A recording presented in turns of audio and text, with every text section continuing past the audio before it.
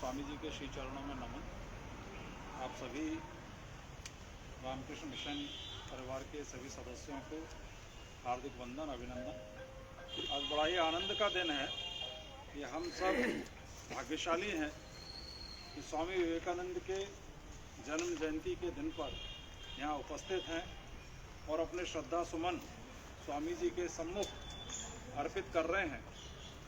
अभी महाराज ने और विवेक जी ने बहुत सारगर्भित बातें की और जो शपथ हमने ली है उसको अगर हम नियमित रूप से अगर संभव हो तो प्रतिदिन अपनी पूजा में शामिल कर लें तो आप ये मानकर चलें कि हमारे अंदर हर दिन एक ऐसी ऊर्जा का सूत्रपात होगा जो हमें पूरी प्रेरणा से और शक्ति से कार्य करने का साहस प्रदान करेगा। स्वामी जी कहते थे कि मैं उपनिषदों में जो निर्भय होने की बात कही गई है वही मेरी शिक्षाओं का सार है। अभी ही बी फियरलेस, निर्भय बने।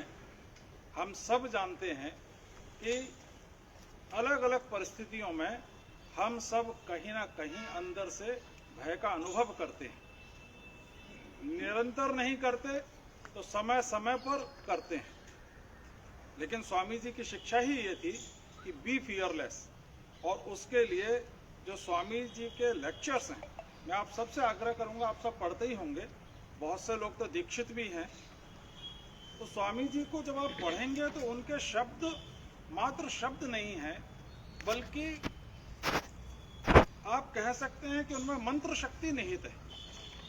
स्वामी जी के शब्द आपके चेतन मन में जाते हैं और आपके अवचेतन को निर्भय करते हैं। पीछे वाले लोग इधर आ जाइए, पीछे वाले लोग इधर आ जाइए, कैमरा के इधर से इधर आ जाइए। और जब स्वामी जी को हम पढ़ते हैं तो जो निर्भयता की वृत्ति हमारे अंदर जागृत होती है, कभी कभी भूलवश, क्योंकि हमारा पात्र छोटा है, तो हमारे अंदर अहम की वृत्ति जागने लगती है। तो ठाकुर ने और स्वामी जी ने बताया कि अहंकार तीन तरह का होता है, तामसिक, राजसिक और सात्विक।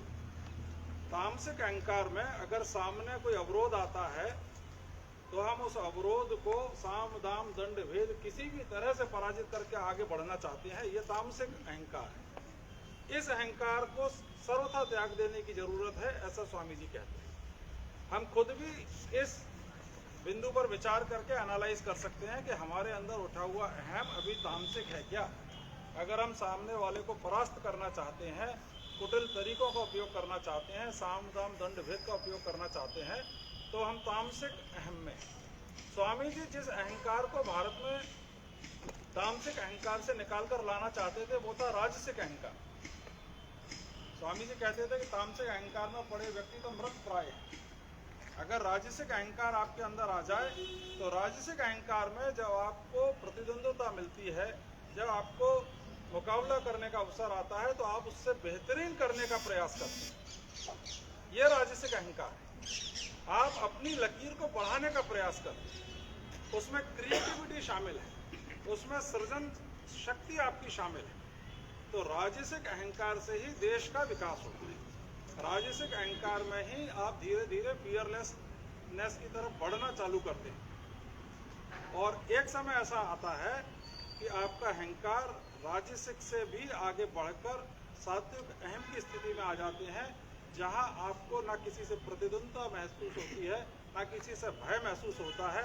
आप स्वयं भी अभय की स्थिति में आ जाते हैं और सामने वाले लोग भी आपकी उपस्थिति में अभय का अनुभव करते हैं। तो स्वामी जी की जो शिक्षा है निर्भय बनो, वो इसी तरह से हम क्रमशः समझकर अपने दैनंदिन जीवन का विश्लेषण करके अपने को step by step Swami ji की शिक्षाओं के अनुसार गढ़ सकते हैं। तो आज विवेकानंद जयंती पर हम सब ने जो स्वदेश मंत्र का जाप किया है, जो संकल्प लिया है, वो वास्तव में हमें तामसिक अहम से आगे बढ़ाकर राजसिक भाव मनोभूमि में ले जाकर और धीरे धीरे प्रभु कृपा से सात्विक अहम में स्थापित करे, ऐसी मेरी ठाकुर माँ स्वामी जी के श्री चरणों में प्रार्थना है। आप सबको बहुत बहुत धन्यवाद। साधुवाद।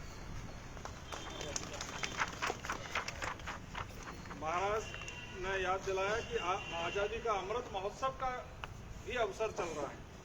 आज़ादी के 75 वर्ष हो चुके हैं और जैसा कि विवेक जी ने कहा था कि 1897 में स्वामी जी ने तो स्पष्ट देखा था और बता भी दिया था कि ठीक 50 वर्ष बाद भारत आज़ाद होगा।